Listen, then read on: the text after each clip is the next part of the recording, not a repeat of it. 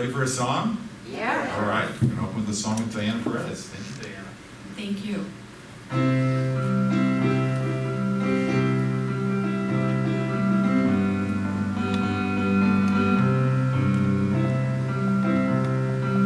Put your hand in the hand of the man that's still no water. Put your hand in the hand of the man you're gonna see. Take a look at yourself and you can look at others differently. But put your hand in the hand of the man who never leaves. Every time I looked at the holy book, I wanna tremble. When I read about the part where the carpenter cleared the temple, for the buyers and the sellers were no different fellas than what I professed to be. Then it called me shame to know I'm not the girl I used to be.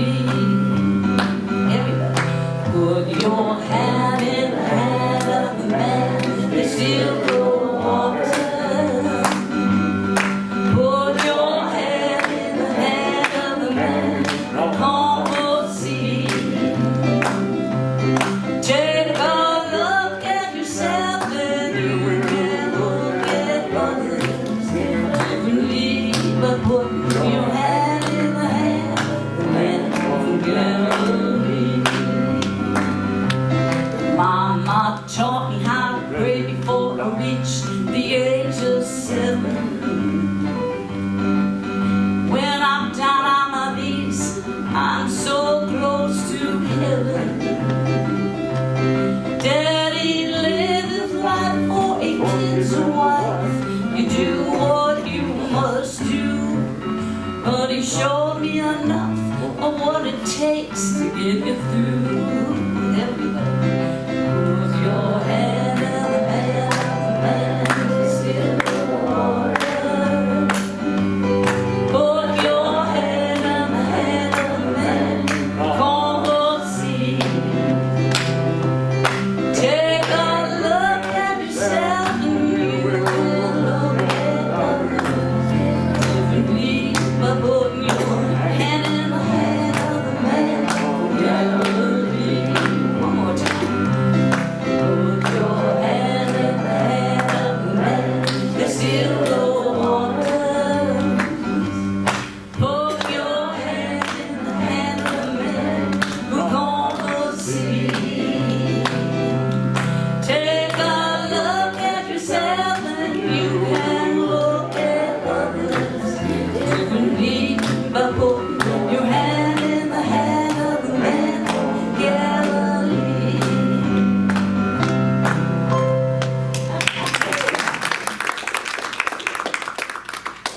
You're welcome. Welcome to Unity of Sun Lakes. I'm Dennis Hubert, if you didn't know. Do we have any newcomers today? I don't see any. Okay, well, let's bless ourselves. Welcome ourselves. Ready? We love you, we bless you, and we welcome you. We all made it today, and that's amazing and wonderful. All right, we want to thank Kate Turner for bringing the flowers, and I guess we have to thank Maria as well. So we'll do that. She carried it. And we're going to have an opening prayer led by, who's in the opening prayer today? I bet it's me. Yes, that is you. It's me. Didn't write that down. Okay, let's pray. Let's take a nice deep breath. And another nice centering breath. From this sacred space, we are so thankful that each and every one of us is here today with our light shining, our souls beaming. We're thankful for the love that is here and the light, the knowledge, the wisdom, and the love especially. For each person who's here, we ask blessings, health and wholeness, and even those who couldn't make it, especially those who couldn't make it, health and wholeness. And to this world, we give love, we give peace, we give joy, we give forgiveness. And we see a beautiful world where all live in harmony. And so it is. So it is. All right, Daily Word with Ellen Engel.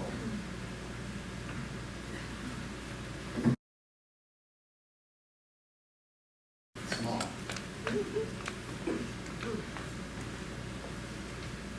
Truth. Truth. This is interesting. I have a feeling I'm not supposed to do this. Okay. Will that work? There we go. Okay. Truth. The light of truth shines in my heart. Like a kaleidoscope's shift, like a kaleidoscope shifts patterns of dazzling colors. My life is always changing. Some of the changes I may like, and others I may not, but I accept the changes nonetheless. I enjoy the pleasurable moments while learning and growing through the more unpleasant ones. No matter where I find myself along the spectrum of human experience, I take comfort in spiritual truth. God is changeless, my rock and my refuge in times of struggle, and the wings that lift me in times of ease. 2 times of ease and bliss. I remain steady and calm even as I navigate life's inevitable changes, finding lasting comfort in the truth of God as absolute goodness. As I travel along my unique path, the steady light of truth shines from me. Yet I am writing you a new commandment that is truth in him and in you. Because the darkness is passing away and the true light is already shining. It's 1 John 2:8.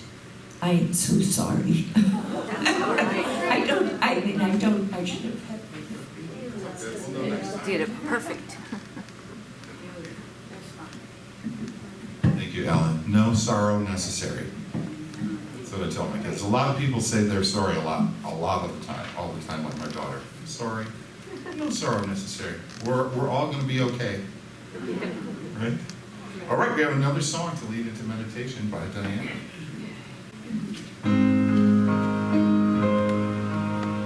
Open the eyes of my heart, Lord. Open the eyes of my heart. I want to see you, Lord.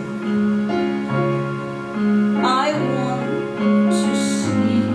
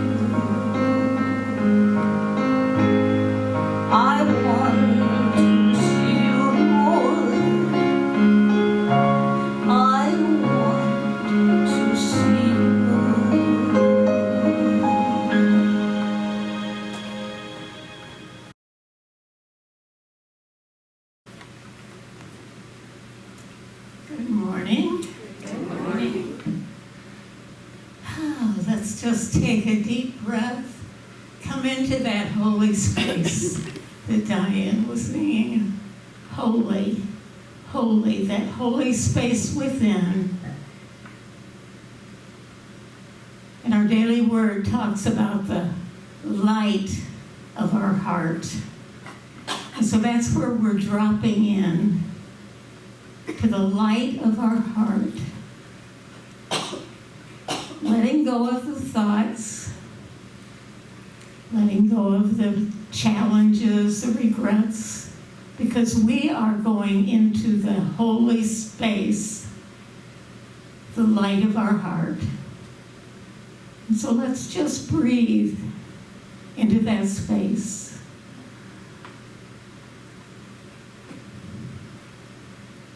Infinite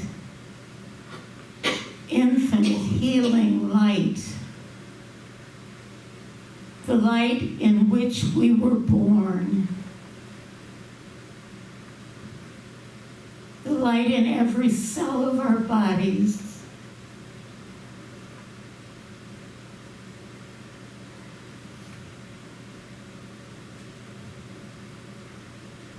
And so as we open our eyes more fully to that divine light and to the truth that it is flowing through every part of our bodies, through every person in our lives, and through every part of our world.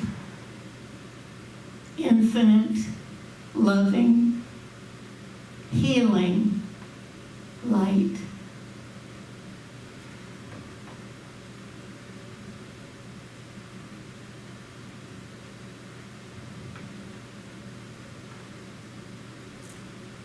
We are the light of the world, and we can shine our light so clearly, so large, that it reminds us of the truth of our being. There is one presence, one holy presence, one divine presence.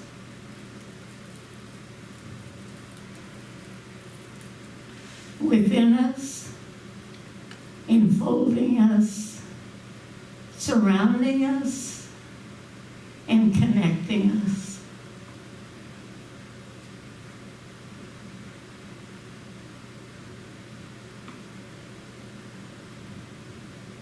And in that light is the truth of our being. In that light is the revelation, the answers to any questions, the healing of any regrets, the connecting of any broken relationships.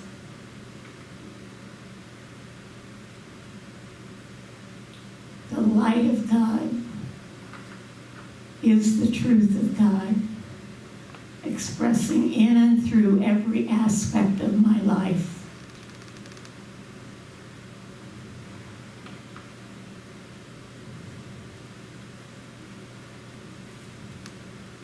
And so it reminds me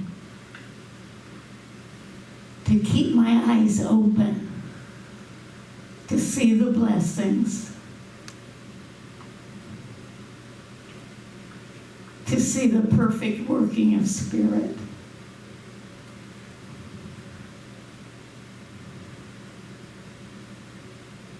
And I am so grateful, for I know this is true. I know it is done. And I say thank you, and so it is.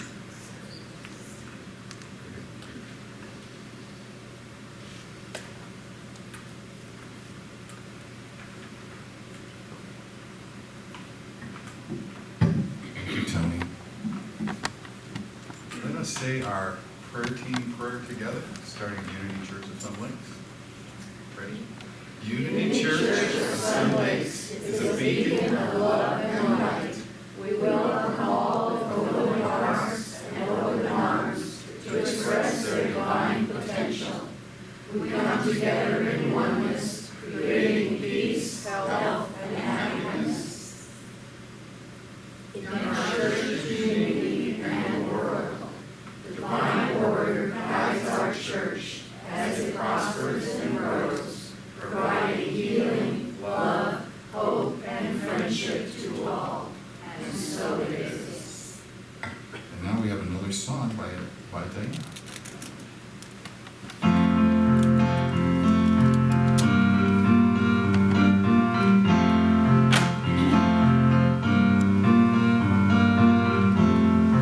Day by day, day by day, oh dear Lord, with things I pray to see the thing more clearly, love the thing more dearly, follow the more dearly. Day by day, join me. Day by day, day by day. Oh dear Lord, the things I pray to see things more clearly. Love thee more dearly, follow thee more nearly. Day by day, by day by day, day by day, day by day. Oh dear Lord, the things I pray to see thee more clearly, love thee more dearly, follow thee more nearly. Day by day, one more time. Day by day, ooh, day by day. Oh dear Lord, things I pray to see thee more clearly, love thee more dearly, follow thee more nearly. Day by day, by day by day, day by day by day.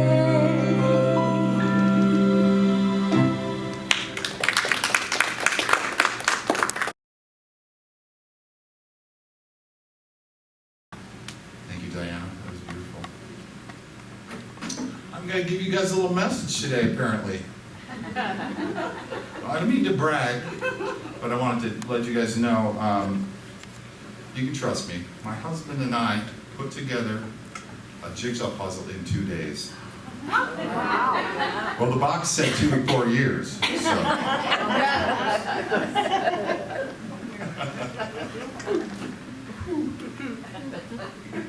There's this Swahili proverb that says, where there are many, nothing goes wrong. Now, we may or may not agree with that as we look into the world, but I kind of get it, because when there's many, there's people to take up the slack, people to, if you watch the movie Bohemian Rhapsody about Queen, when Freddie Mercury went off by himself, he said, my music stunk because I didn't have you guys to push back and to help me, to give me other ideas. When it was just me, he goes, it stunk. That's kind of like how we are. Sometimes we stink a little bit, we don't get some help from other people. So what are some things that keep things in this world from coming out perfectly? Like we think the spirit world is perfect, so everything in this world should come out perfectly, right? But it doesn't often. It doesn't come out perfectly, or what we think is perfect.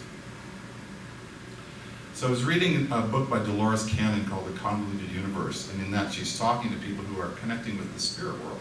And someone in the spirit world kind of explain that. So I was always wondering that. Why doesn't it work out perfectly? Because in the spirit world, we can just think it, we imagine it, and it happens. Down here, we're a little more concentrated, maybe separated a little bit.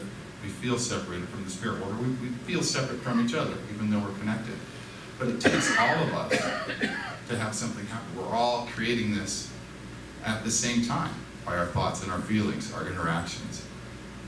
I read another interesting book called The Holographic Universe, and it talks about how everything is an interference pattern in our brain. So one synapse fires, and it fires and hits a bunch of other ones, and they all fire, and they hit a bunch of other ones, and there's an interference pattern created in our mind.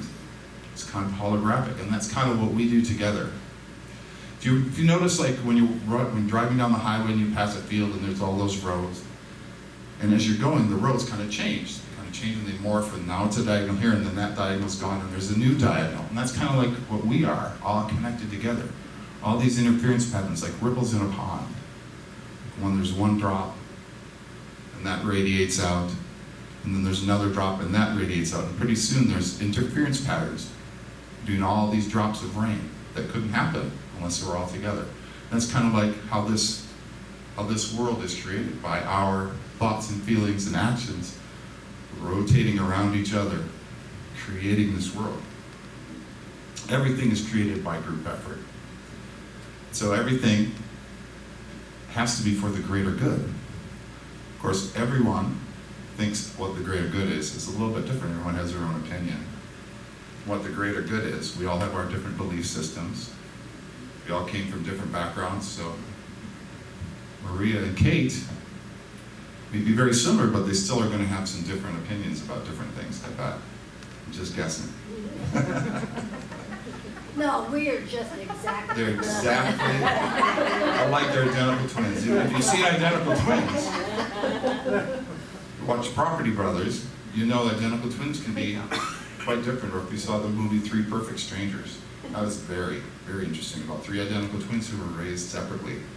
They smoked the same pack, they smoked the same kind of cigarettes, they had the same mannerisms, but they were very, very different emotionally and spiritually. And you could tell one of them killed himself. It was actually the one who supposedly had the best life. Like one was put in a low-income family, one was raised by a police officer, one was raised by a doctor.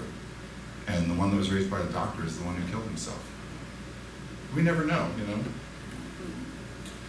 So what are some other things that might cause this world to be imperfect? Maybe this is the place of what ifs. What if God didn't know it was God? What would that look like?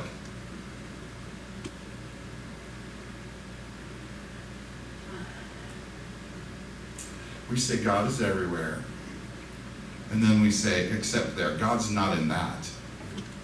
But isn't he? Isn't God really in that, the thing that we may say that's evil? Maybe it's evil, or maybe it's a person who doesn't know their God. Maybe that's the problem. I think a lot of our problems stem from when we're a little better, I think, that at this in unity, we realize what we're doing, we realize that the actions that we take have an effect in the future, but I think a lot of the world doesn't care. You know, they only care about themselves, and so that shows up in the world. If you're selfish, that shows up. So evil is not necessarily. Oh, that sentence didn't come out right. Let's start that sentence again. So evil is not that God is not there, but that maybe someone doesn't know God is there and is expressing that. So upset comes from when we come from a place of weakness or a place of separation instead of coming from a place that we already know we're perfect. If we don't think we're perfect, that's what creates a bully. That's what creates someone with, low boundaries, or a stalker, somebody who doesn't understand how to operate in this world. Or maybe some of the things that keep us from being perfect are bus stop conversations. You guys have heard of those, right? Before we come to this plane, we maybe have a talk with people around us, with God. What are we here to learn in this life? And maybe part of that bus stop conversation is that we don't come out, quote unquote, perfectly. Maybe we come out with missing limb or bipolar. People seem to think there's something wrong with you if you're bipolar. It is labeled as a disease, but isn't it just like a way of being? It's just, okay, that's the way this person is. They're not sick, they're the way they are. And then when my family, I diagnosed myself with bipolar just because I can read, and I see that I fit a lot of those categories. So, but when I told my sister, she's like, oh, that's what's wrong with you. And I'm like, no, not wrong with me, that's what's with me. That's me. So now you know, okay, that's why he behaves the way he does. Sometimes gets a little upset, sometimes gets a little crazy and manic. It took me a while to figure out what manic was. I was, I think the first time where I kind of went, okay, that's me. I was reading an article about a man who was he was manic, and so he was in Times Square on his hands and knees barking like a dog to prove that he wasn't a dog. So that's kind of the manic thing. But to me it came as revelations. I would get these big epiphanies. Oh, this is the way the world is. Okay, now I've got to figure it out. And I'd be, oh my God, I'm so amazing that I figured this out. God gave me this information and I wanted to share it with everybody. And everybody else is like, that's nice, Dennis. I already knew that, or that's good for you. That's not going to work for me. But that's how bipolars work. They have epiphanies, and then when the epiphany doesn't change the world like it changed them, down we go into depression. So once I figured out that that's how my brain works, I go, okay, I don't have to do that anymore. So it's kind of nice. I'm not following my notes, and I'm about 10 minutes in, so I think I better get talking about other things. But one thing I want to say is I think we are perfect. For example, I'm the perfect example of what would happen if Bob and Blake Hubert had a sixth child. This is what it is, the perfect example of that. Hitler's the perfect example of what happens in a society where, right, his parents helped create that. Society helped create that. He didn't do that by himself. Hitler didn't, make himself. We all helped make that. But so he's the perfect example of what happens in a society, right? So we say it's not perfect, but really, it kind of is. We made those choices, they made those choices, and that was the perfect outcome from what those choices would make. So we think about how slow we are to change. I have a friend she calls herself an extreme leftist, and she wants big change now. She doesn't want this slow incremental change. But if you notice, that's how change works in society, slow and incremental. Think about how long it took African Americans to get equal rights in this country. And did you guys know slavery was still legal in Mauritania until 2007? And since then, I had a really long story to read, but I'm not going to read it. It's just about a mother whose child was left out to die. It was a toddler, not even able to walk yet, was left outside to die. And her owner said, you work better without a child on your back. And she's like, well, can I go pray for my child and bury him? No, get to work. So we live in a place where in 2007, it was still legal to own a slave, to own another human. Change takes time. It takes a village. So one of the nice things, the good thing about being together in this is that synergy. Everyone knows what synergy means. Bringing together of parts to make a whole that is greater than the parts. And people want to help. When I was first starting out in Unity and doing projects and things, I'd be like, oh my God, I have to do it all by myself. And I kind of wanted to because it's a little bit of a control freak and perfectionist, and I've learned to let a lot of that go, learned to embrace my mistakes, and to let people help because people want to help. Studies have found, this is from the Mental Health Foundation, studies have found that acts of kindness are linked to increased feelings of well-being. Helping others can also improve our support networks and encourage us to be more active. This, in turn, can improve our self-esteem. There's some evidence to suggest that when we help others, it can promote changes in the brain that are linked to happiness. Now, we know that because we've been helping other people for years, and we know how good that feels. So it does help if we all have the same goal. I talked a little bit about that earlier. I met a couple weeks ago, and they asked to remain anonymous, but they were talking about how much they love each other and that they have the same heart goal. And I thought, well, that's going to make a really nice marriage, that we all have the same heart goal. So I think that's what needs to happen in this world, is we all need to have the same heart goal. The trouble is, we all have different ideas of how to get to that goal. I talked a little bit about that. But we are all in this together. So I think if it helps with love. If we all have love, then it's okay. I had a friend, the same friend actually, who was, I talked about earlier, I can't remember what story I was talking about earlier. But, okay, now I forgot what I was going to say there. Oh, God, it's so great to be almost 60. Oh, you're just a baby. Yeah, Just I a know. I baby. realized that. I'm like, I'm kind of the youngest one here, so I really got to not complain about losing my memory or anything. Or my back aching. I remember now. She was asking me, she's like, Dennis, I have all these good ideas, and I want to just tell people. She goes like, why can't you see that this is the best idea? Just how do I get people to hear me? I said, well, you have to have love. You have to add love into that. She's like, how do I do that? I'm like, well, you create it. You got to create it in here. So we talk about following our hearts, but we want people to follow their hearts that have hearts full of love. If you have a heart full of greed and envy, don't follow your heart. Create the love. Put the love in there. Create that. And then follow your heart and go out into the world. So, we are all doing the best we can. We know that. And that's arguable. Of course, some people would argue with that. I saw a sign on a hotel counter. It said, we're all doing the best we can, which is terrifying. It kind of is. It's like, really? This is the best we can do? Just 2007 is when the last country made slavery illegal. And that's the best we can do? Yeah. It takes incremental change, slow, incremental change. So how do we do that? Make the changes. We live differently today.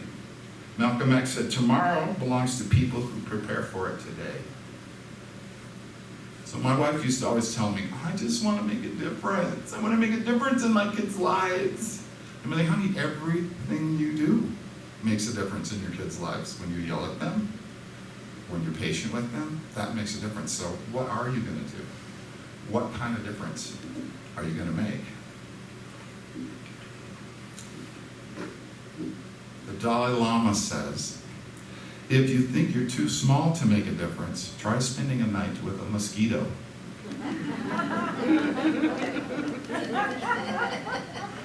That mosquito will make a difference in somebody's life. So we all have things we need to do. I just liked this little observation that I have. I noticed that before we can do some stuff, sometimes we have a bunch of other stuff to do. Like if I want to make a pot of coffee, I have to use my Brita filter pitcher, but it's empty. So I have to fill my pitcher before I can make the coffee, but the sink's full of dishes, so I have to take the dishes out of the sink before I can do that, etc., etc. That's what I find myself doing. So maybe that is a little bit of the ADD, bipolar, you know. Just life, right? Just life. So yeah, there are things we need to do before we can do the things we need to do, but we're doing them, and that's what matters. I thought I liked this quote. I don't know what it has to do with this talk, but I'm going to say it anyway because I like it. If you educate a man, you educate one person. If you educate a woman, you educate a village. But it says a whole family. I quoted it wrong. You educate a whole family. But it's true. Sometimes we men can be so caught up in our, I was a pretty impatient teacher to my kids, and learning to be patient with my granddaughters. But yeah, the patience, the love, that's what we need. For some reason, God was kind enough to give it to the women. I think that's where we need it most, is the people who are raising our kids. Raise them with love and patience, and then we get a society full of love and patience. It's coming, it's on the way. You got to celebrate the small victories, right? I have a friend who is an alcoholic for years. She was just drinking every day. I was like, okay, that's what you have to do. I wasn't judging her. I have my things, that I do to cope. And so for the past, I'm going to say, when was it, 2005? So it's probably 2010, yes, that I talked to her. And she said, I've started going to AA. She's an atheist, so she doesn't believe in God, so joy is her God. And I'm like, well, that's a good one to pick. If you're going to pick one, that's a good one to pick. We met last year for lunch, and she was like, I haven't had a drink since 2010. And she goes, I may not be perfect, but I'm celebrating those small victories every day. She goes, you have to, or you can't. We won't keep going if we don't celebrate our small victories. So we do what we can when we can. Years ago, when I first started in Unity, I met Reverend Kim O'Connor. I don't know if you folks know her. She teaches up at the big Unity Church, Unity Phoenix. She's come to teach at Unity of Mesa. But this was before Unity of Mesa. I met her and just kind of, I don't remember what we were talking about. She just kind of was talking about how we as followers of Christ, I would say, are like clean drops of water, like in a bucket. There's a bucket of mud, and we're just drops of water, one at a time, and eventually that bucket's going to be clean. I had a little bowl that my husband left outside. It got full of dirt and mud and everything. And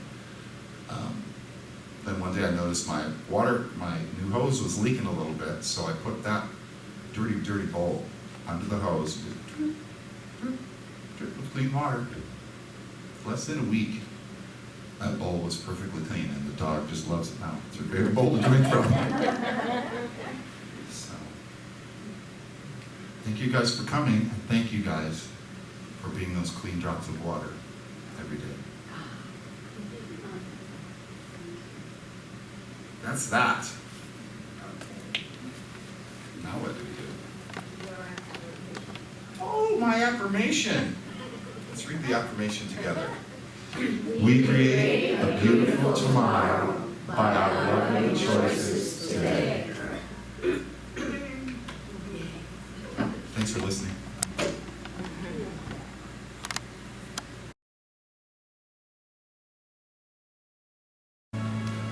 All right, it's time for our offering blessing. Are we saying the offering blessing first? Is that what we do? So you can give online, and there's a basket in the back. So if you have your gift, take your gifts in your hand. If you've already given, take your pretend gift in your hand. And let's say it together. Divine love, as me, blesses and multiplies all that I am, all that I have, and all that I circulate. I am so blessed. Thank you, God. Let's sing I am so blessed together. I am so blessed. I am so blessed. I am so grateful for all that I have. I am so blessed. I am so blessed. I am so grateful. I am so blessed. I am so blessed. I am so blessed. I am so grateful for all that I have.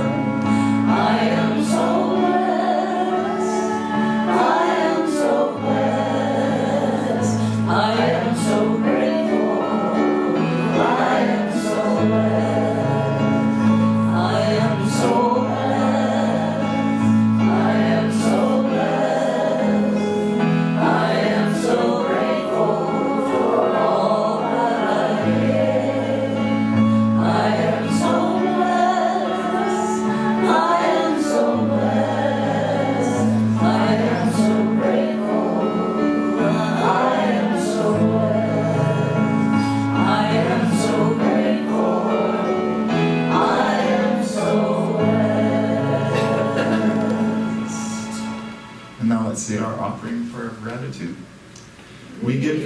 thanks for these many blessings of today, and know that they are but a symbol of the inexhaustible substance of the universe.